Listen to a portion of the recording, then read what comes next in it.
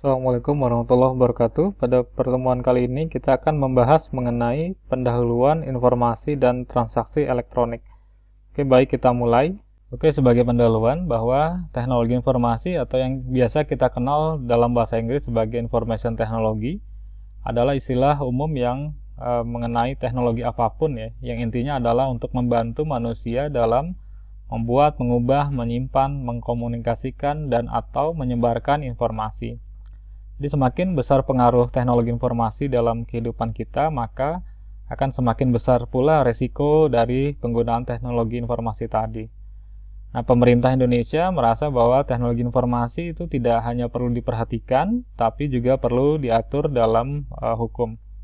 Nah, salah satu instrumen hukum yang mengatur mengenai teknologi informasi adalah Undang-Undang Nomor 11 Tahun 2008 tentang Informasi dan Transaksi Elektronik, Junto Undang-Undang Nomor 19 Tahun 2006 tentang perubahan atas Undang-Undang Nomor 11 Tahun 2008 tentang Informasi dan Transaksi Elektronik, atau yang kita kenal dengan UU ITE. Jadi Undang-Undang Informasi dan Transaksi Elektronik. Oke, undang-undang tadi nomor 2008 tadi tentang informasi dan transaksi elektronik. Nah, undang-undang ini dianggap sebagai cyber law pertama di Indonesia. Adapun informasi dan transaksi elektronik itu dilaksanakan berdasarkan asas. Yang pertama ada asas kepastian hukum, kemudian ada asas manfaat, asas kehati-hatian, asas itikat baik, dan asas kebebasan memilih teknologi atau netral teknologi. Nah, pemanfaatan teknologi informasi dan transaksi elektronik ini dilaksanakan dengan tujuan yang pertama untuk mencerdaskan kehidupan bangsa sebagai bagian dari masyarakat informasi dunia, kemudian mengembangkan perdagangan dan perekonomian nasional dalam rangka meningkatkan kesejahteraan masyarakat, kemudian tujuannya meningkatkan efektivitas dan efisiensi pelayanan publik, kemudian membuka kesempatan seluas-luasnya kepada setiap orang untuk memajukan pemikiran dan kemampuan di bidang penggunaan dan pemanfaatan teknologi informasi seoptimal mungkin serta bertanggung jawab. Kemudian yang terakhir memberikan rasa aman, keadilan, kepastian hukum bagi pengguna dan penyelenggara teknologi informasi.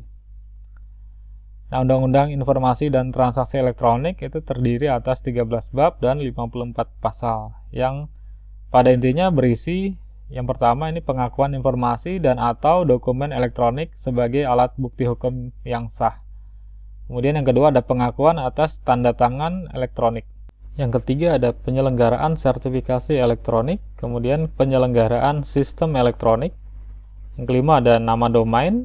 Yang keenam ada hak kekayaan intelektual dan perlindungan hak pribadi. Yang ketujuh ada perbuatan yang dilarang dan ketentuan pidana lainnya. Jadi ini adalah pokok-pokok yang terdapat dalam Undang-Undang Informasi dan Transaksi Elektronik. Oke, di sini ada revisi Undang-Undang ITE tahun 2016. Itu ada beberapa poin. Jadi poin pertama untuk menghindari multitafsir terhadap ketentuan larangan mendistribusikan, mentransmisikan dan atau memungkinkan informasi elektronik dapat diakses yang mengandung penghinaan dan atau pencemaran nama baik pada ketentuan pasal 27 ayat 3. Nah, tiga perubahan tersebut adalah yang pertama menambahkan penjelasan terkait istilah mendistribusikan, mentransmisikan dan atau memungkinkan informasi elektronik dapat diakses. Yang kedua dengan menegaskan bahwa ketentuan tersebut adalah delik aduan bukan delik umum. Kemudian menegaskan bahwa unsur pidana pada ketentuan tersebut mengacu pada ketentuan pencemaran nama baik dan fitnah yang diatur dalam Kitab Undang-Undang Hukum Pidana. Kemudian poin yang kedua dengan menurunkan ancaman pidana dengan ketentuan sebagai berikut. Jadi pengurangan ancaman pidana, penghinaan atau pencemaran nama baik dari pidana paling lama 6 tahun menjadi 4 tahun. Kemudian penurunan denda dari paling banyak 1 miliar menjadi 750 juta.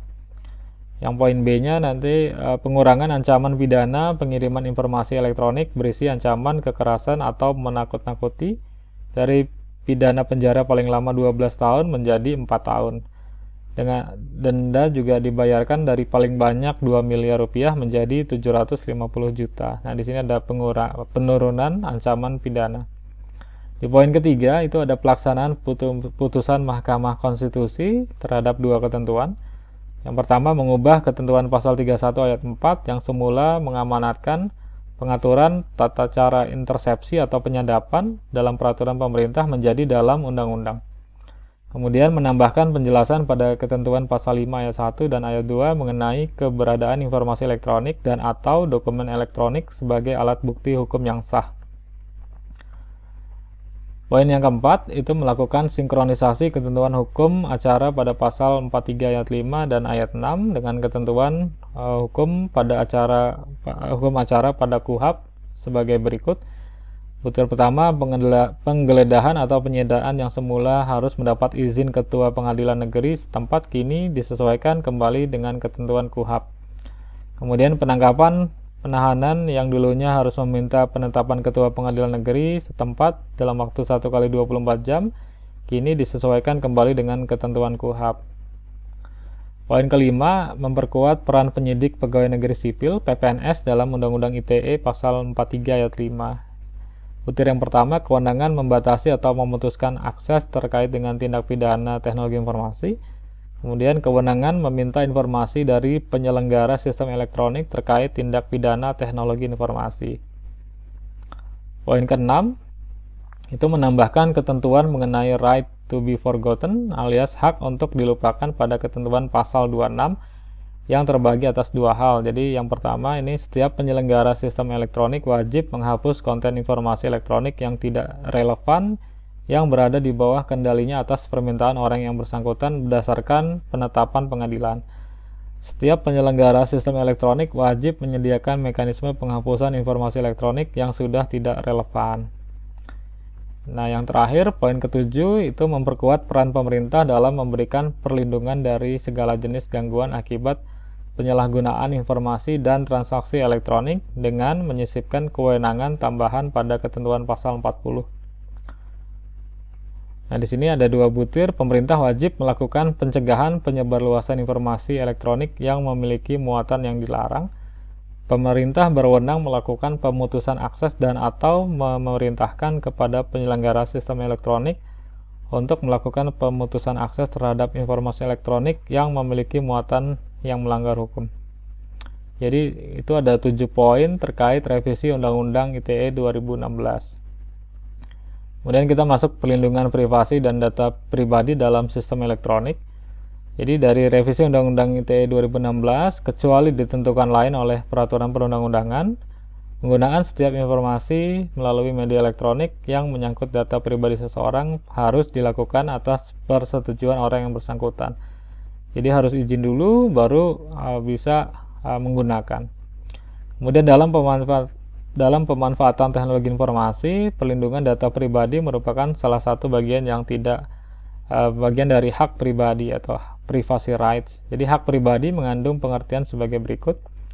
Jadi hak pribadi merupakan hak untuk menikmati kehidupan pribadi dan bebas dari segala macam gangguan. Hak pribadi juga dapat diartikan hak untuk dapat berkomunikasi dengan orang lain tanpa tindakan memata-matai. Kemudian hak pribadi juga merupakan hak untuk mengawasi akses informasi tentang kehidupan pribadi dan data seseorang. Nah, kemudian kita bahas mengenai tanda tangan elektronik. Jadi tanda tangan elektronik tidak sama dengan tanda tangan digital. Tanda tangan elektronik merupakan jenis tanda tangan yang sangat luas cakupannya, sedangkan tanda tangan digital bisa digolongkan menjadi salah satu jenis tanda tangan elektronik. Nah, tanda tangan elektronik merujuk kepada data dalam bentuk elektroniknya yang dilekatkan pada sebuah dokumen elektronik. Nah, data tersebut merupakan informasi elektronik dari penanda tangan dan bentuknya tidak terbatas hanya pada tanda tangan basah atau tulisan tangan yang dibuat ke dalam bentuk elektronik. Jadi biasanya tanda tangan yang di-scan ya, ditempel. Kemudian tanda tangan digital itu merupakan mekanisme kriptografi yang sering diimplementasikan ke dalam tanda tangan elektronik. Informasi yang diletakkan dalam menggunakan tanda tangan digital tidak hanya sekedar data atau tanda tangan dalam bentuk elektronik, tapi sebuah data terenkripsi dan sertifikat digital dari pemilik tanda tangan digital. Nah, di sini kita masuk ke pasal yang terkait larangan di Undang-Undang ITE. Jadi ada pasal 27, itu norma primernya. Larangan mendistribusikan, mentransmisikan, membuat dapat diaksesnya informasi elektronik dan atau dokumen elektronik bermuatan asusila, perjudian, pencemaran nama baik, pemerasan atau pengancaman. Pasal 28 itu berita bohong. Yang pertama ayat 1-nya kepada konsumen, yang ayat 2-nya terkait suku, agama, ras, antar golongan. Kemudian pasal 29 itu ancaman kekerasan atau menakut-nakuti. Pasal 30-nya larangannya mengakses sistem elektronik milik orang lain dengan cara apapun. Ayat 1 mengakses dan mengambil. Ayat 2 melanggar, menerobos, melampaui, menjebol. Ayat 3. Jadi ini diatur ya. Misalnya kita menghack itu melanggar ya, akses, menerobos gitu ya. Ayat 3. Kemudian pasal 31 melakukan intersepsi atau penyadapan. Ayat 1-nya itu sistem elektronik milik orang lain dari publik ke private dan sebaliknya. Kemudian pasal 32 larangan perubahan informasi elektronik dan atau dokumen elektronik. Nah, di sini ada pengubahan atau pengerusakan, pemindahan, penyembunyian. Kemudian ada memindahkan ke tempat yang tidak berhak, membukakan dokumen informasi rahasia. Kemudian pasal 33 ada mengganggu sistem elektronik. Pasal 34 larangan menyediakan atau memfasilitasi ya. Tadi perangkat keras, perangkat lunak terhadap pelanggaran pasal 27 sampai 33. Kemudian sandi lewat komputer. Kode akses nih ya, untuk memfasilitasi pasal 27 sampai 33. Nah, pasal 35-nya pemalsuan dokumen elektronik dengan cara manipulasi, penciptaan, perubahan, penghilangan, dan pengerusakan. Nah, ini infografis konten negatif ya. Jadi kita ke Undang-Undang ITE tadi. Jadi ini beberapa konten negatif berdasarkan klasifikasi ya. Tadi ada pornografi, sara, penipuan, narkoba, perjudian, pelanggaran KI, kemudian kekerasan anak, malware dan phishing dan sebagainya. Nah, di sini ada TTE infografisnya. Jadi ada tahapan pengajuan tanda tangan elektronik. Tadi ya, tanda tangan digital itu apa, kemudian manfaatnya. Jadi kerahasiaan, integritas data. Jadi kalau sudah di-sign secara digital, apabila diubah maka nanti tanda tangannya akan rusak. Kemudian ada autentikasi. Dan ada non-repudansi ya, nir penyangkalan. Jadi mencegah pihak lain berkorespondens melakukan penyangkalan. Nah, ini ada penyelenggara sertifikasi elektronik ya. Jadi di websitenya Kominfo di situ ada beberapa list tentang penyelenggara sertifikasi elektronik. Yang punya pemerintah itu ada 2. Yang pertama ada Balai Sertifikasi Elektronik, Badan Siber dan Sandi Negara, dan BPPT. Nah, di kantor kami juga setelah menggunakan sertifikasi elektronik menggunakan produk dari BSRE ya, atau BSSN. Nah, yang lain ini yang non penyelenggara negara. Jadi ini ada beberapa, ada 5, yang 2 lagi adalah punya negara. Nah, ini misalnya contoh implementasi tanda tangan elektronik ya. Di sini ada Kepala Balai Sertifikasi Elektronik. Nah, di sini desain ya, Kepala Balai Pak Rinaldi bla bla bla. Nah, ini ketika kita lihat sertifikatnya, nah dia akan seperti ini ya. Jadi sign-nya by Rinaldi, kemudian issued-nya ini by ini ya, OSDLU kelas 2 yang mengeluarkan Lembaga Sandi Negara. Kemudian valid dari kapan sampai kapan. Nah, ini yang disebut tadi tanda tangan elektronik. Nah, ini statistik beberapa kasus ITE ya, berdasarkan profesi. Jadi pelapor itu dikategorikan ya, banyak justru pejabat negara ya. Awam itu kedua terbanyak, ketiga kalangan profesi. Nah, ini yang terlapornya. Jadi ini pelapor, ini terlapor. Jadi yang paling banyak itu orang awam yang dilaporkan, aktivis gitu ya, mahasiswa dan pelajar, guru dan dosen ini cukup banyak. Jurnalis juga sama. Kemudian ini tadi statistik dari patroli siber. Jadi kejahatan-kejahatan yang terkait dengan Undang-Undang ITE. Kemudian ini tadi statistik pelaporan konten negatif di media sosial tadi ya, melalui Twitter. Paling banyak melalui Twitter, Facebook dan Instagram, YouTube, Google, Telegram, file sharing, Line, BBM ya, BlackBerry Messenger. Nah, ini platform media sosial yang digunakan sebagai penyebaran konten negatif. Oke, dari saya sekian. Sampai jumpa di pertemuan selanjutnya. Wassalamualaikum warahmatullahi wabarakatuh.